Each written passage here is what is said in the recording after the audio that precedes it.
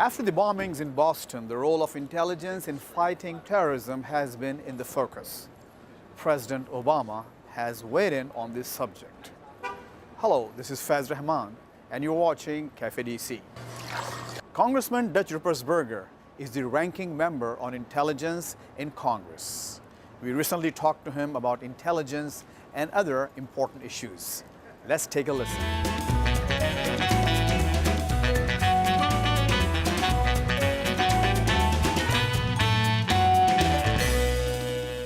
Thank you very much, Congressman, for your time for Cafe DC. Cafe DC, good. Yes, Okay. absolutely. Right here. Thank you. You are a very busy member of Congress, ranking member at that of the Select Intelligence Committee, Armed Forces Committee. You make a lot of foreign trips. Do you find time for coffee breaks? Well, let me say this: the prioritizing your time is very important. But what's more important is that you have a good team and a good staff who can work with you and work for your constituents and help me do what I need to do, and that includes my calendar. One of the worst issues that we do have to deal with is the constant demand for people to see you. That's a positive in a way, but there's just so many people, you can't see everyone. I came from local government where you were closest to the people, and I really miss the being out in the community every day. Well, when you're elected to Congress, you're elected to go to Washington. I specialize in intelligence. I'm now the top Democratic leader on the Intelligence Committee. We have to provide the oversight for all of the intelligence community. There's 16 different communities. NSA is in my district. All the different communities, and we know how volatile the world is now between Iran and the Middle East and Afghanistan. Congressman, obviously you are a very people-oriented member of Congress. You spend a lot of time with your constituents. What drives you? What is the motivation of your such hard work and dedication? I think you really, if you're in this job, you want to help people. You want to make a difference. You use your expertise, hopefully, to do the right thing.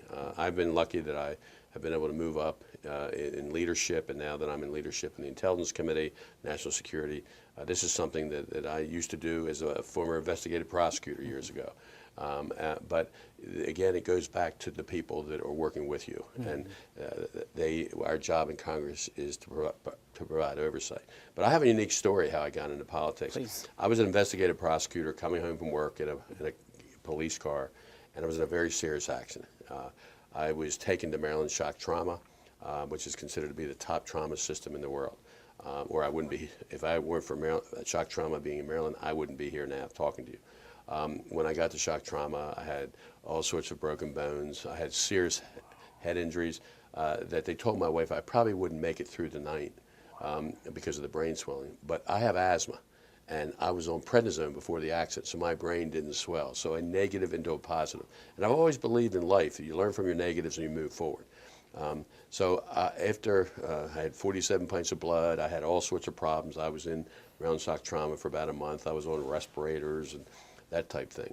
When I got out, I went to the man who started Maryland Shock Trauma. His name's R.A. Cali. He was a MASH doctor in Korea. And I said, you created a system that saved my life. What can I do to help? He said, run for office. And that's how I got in politics. To this day, I'm still vice chair of the Board of Trustees for Maryland Shock Trauma. And I work very closely with them, Department of Defense, helping these troops, these men and women who are hurt or maimed in Iraq and Afghanistan, trying to give them the best medical care that we can give them. So for several years you're in Baltimore, and then for the last 10 years you've been in Congress, I guess. I was in local government for over 17 years. I was a former investigative prosecutor. After that, I ran for Baltimore County Council, and I was a county councilman for 9.5 years. I then ran for Baltimore County Executive, and I beat an incumbent in that job, and I was termed out after 8 years. I then ran for Congress, and I've been in Congress now going into my 9th year. I love my job. There are some issues. One of those major issues are the traffic. It takes me sometimes 2.5 hours in the morning to get to work. From Baltimore to Washington, but I don't feel too bad for myself when I think of the people who live in California. And so then I start saying, well, it's not as bad as I think. And it only takes me an hour non-rush hour. I don't like partisan politics. My philosophy is that you're loyal to your party at election time. But when the election's over, you work together. That's what the people want. And that's the problem we're having in Congress now. Too much idealistic issues and not really looking on what's right for your constituents and your people. And you know, the other thing none of us like, but we have to do it or get our message out, is raising money. And those are the things I don't like. Other than that, I do wish that I could spend more time with my family. But the good news, when I was in local government for 17 years, my children were young. So I stayed at home. Now, I coach kids in sports, and I have a daughter and a son, and I coach them in sports. So I would come from work, I would change my clothes in my car, put my coaching clothes on. When I finished coaching my kids' teams, then I would go back, put my suit on, and go out to my community meetings. But I was at home for 17 years. Now that I'm in Congress, I still try to come home as much as I can. Right. But sometimes if I have a 7:30 meeting, I'm not going to get up at 4 o'clock in the morning to make that. But normally I come home as much as I can. Occasionally I will stay over in Washington, D.C. Speaking of family, you've been married for 43 years. And that's kind of a record in politics. Yeah, absolutely. And you're a moderate, a member of the Democratic Party. A lot of people overseas, they see America as a very liberal society. And here is a member of Congress belonging to the Democratic Party, setting up, showing to the world such good values, family values. You know, again, what's the reason? You know. Well, I try to live by the 3 F's sometimes.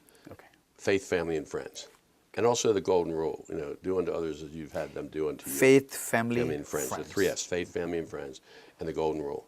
You know, and I think that's something it's important, and yet it's a big sacrifice for your family. You know, unfortunately, politics has gotten pretty negative. You seem in election time to always be attacked for your negative. But more importantly, you're not home as much. And when you are going out, like if I go out to dinner with my wife, people always come up and talk to you. Well, I love it because I like people, but my wife doesn't have a lot of time with me. So your spouse really is sacrificing a lot. But the good news, again, we've raised our children. I have 2 beautiful grandchildren with another on the way. They're 2 and 4 years old. That's the love of my life. That's the joy of my life. And so those are the things that you really you always remember to stay grounded and the basics: faith, family, and friends. Beautiful, beautiful. For our audiences overseas, you know, they have many emerging democracies, fledgling democracies. In your opinion, what's an ideal profile of a lawmaker or a public servant? Democracy in the United States isn't always what democracy might be in other countries. Some countries that have been ruled by a strong leader. And so it's very important when you have democracy that you have a constitution that will give people freedom, you know, the ability to communicate, the ability to live their lives the way they want, not be concerned. Our First Amendment issues are very important, free speech. But it's important that we in the United States don't always attempt to impose our standards on different cultures or different countries. And it's up to those countries, hopefully, to care about people, to have a standard of law that will allow freedom, but you also have to provide safety too. So there's always a balance that occurs there. And I believe strongly you need to deal closely with your children. I'll give an example in Pakistan. Pakistan, and I've been there on numerous occasions in my role in the Intelligence Committee, but when I see Pakistan's budget, I see only 1.5% of their budget is going to education. I think that's wrong. I think if you look at the successes of this country, especially after World War II, that we put in a lot of money to allow people to go to higher education when they didn't have the money. We were giving student loans. We weren't giving it for free, but student loans. And I think that's important to let the younger generation go as far as they can when it comes to education. So I think education is a major issue for countries. I think you have to find ways to help people that don't have jobs and are very poor. You don't want to create a dependent society and give them money. You want to give them incentives and training so they can have a job, and that will make the country a lot better. Egypt, as an example, there's a lot of unrest going on in Egypt right now, and there was a lot of, in the beginning, what occurred there was very unique. It'll go down in the history of social media, but now Egypt has a lot of problems as far as jobs and the economy. And if the economy continues to go south and people don't have jobs, that's going to cause unrest in that government. So, you know, I think we need to learn of our successes in the United States, how we have conducted democracy, but it doesn't always mean that it's exactly the same type of government democracy that we have. I think there is a consensus in this town that Pakistan is an important ally. They are an but- important ally. but We the need rel- each other. Yeah, but the relations are kind of on the downside these days. Are you concerned? Yeah, I'm concerned, and one of the reasons we went to Pakistan to meet, with the General Kiani was to let them know that we do need each other. We do have an ultimate threat, an enemy, and that's terrorism. Terrorism hurts people, it kills people. It's not where any country wants to go. So I think it's important. And a lot of about life is trust and relationships, and we have a history with Pakistan. We've worked well with Pakistan, and there've been some times when we have not. So I think it's about communication. I think we had to let things settle down, and hopefully that relationship will move forward. But relationships have to be for the benefit of both sides. We have to understand as Americans that Pakistan has a different relationship with Iran than maybe we do. We think, in my opinion, Iran is a country. It's a country that's exporting terrorism. It's a dangerous country, and it will cause instability in the whole world, including Pakistan. I think if every country that has nuclear weapons now, they have a good system. They understand how dangerous nuclear weapons are, and so all these countries that have nuclear weapons. I understand the friction between India and between Pakistan, and that needs to be resolved and worked through. So I think with time we will work through those issues together. Let's work this out. Let's resolve this issue so both parties benefit, and again, when it comes to what's going on in Afghanistan right now, I think Pakistan needs us. We need them to really focus on the ultimate enemy of terrorism. And if we allow Afghanistan to be what it was, to be an open area for training of terrorists, the same thing in certain of the tribal areas in Pakistan, the same thing. Those terrorists and those individuals that are being trained to kill other people, that's not to Pakistan's benefit. Pakistan has lost many lives to terrorism, just as we have as Americans. The Gang of Eight, if it's not classified, would you talk about Well, it? if it was, I wouldn't tell you anyhow. Okay. Can you please talk about it? I mean, you are a member of that gang. It's a very important position to be in. There are 8 of you us. get briefed by the president, on important matters. One of the things that makes our country so unique, if you look at our history, is our Constitution.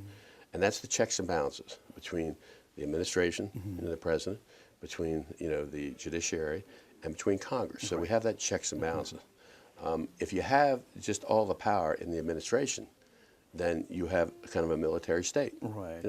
If you were a general and I didn't like you and I was your next door neighbor, you could have me arrested, and without having justice or a trial and that type of thing. So the Gang of Eight was created to get the most sensitive information, so sensitive that if that information got out, it could cause serious damage to people, to countries, people's lives. It would just be very, very serious. Now, the Intelligence Committee that I'm the Democratic leader on the Intelligence Committee. We get most of the sensitive information, and we do that because we oversee our intelligence communities, our military, and that type of thing. But the Gang of Eight, this is information so sensitive that we are, the Gang of Eight is the only Americans to get this information, and we get it in a very classified way. Directly from the president. Well, from the administration, Okay. president or the administration. But what that does, and the reason for that, is the check and balance, to make sure that the administration has Congress there overseeing that. And that's why the Gang of Eight has really And been these created. 8 members, they're An members example of the Gang of Eight when it was used is in the Bin Laden. That was the perfect example. So you were Something so privy sensitive. of the. Yeah, yeah. You were one of the. When it first came in and that we felt that this was the area, that was an issue and yet that was so sensitive. We could not. There could not be any leaks. There could be. It was information that only need-to-know basis. Were you in that room with that iconic No, picture? I was not in the room. No, you mean I've been in the Situation Room, but not for there. The last time I was in the Situation Room was on the Libya issue. I see.